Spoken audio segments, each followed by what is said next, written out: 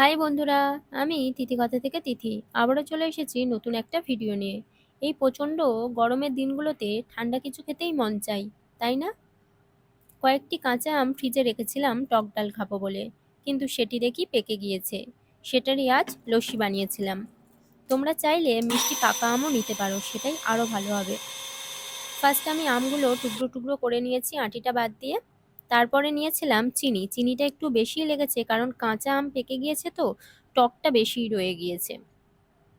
আর নিয়েছিলাম স্বাদ মতন লবণ, আর নিয়েছি কিছুটা পরিমাণ টক দই। সমস্ত উপকরণ একসাথে মিক্সিতে ভালো করে পেস্ট বানিয়ে নিয়েছিলাম।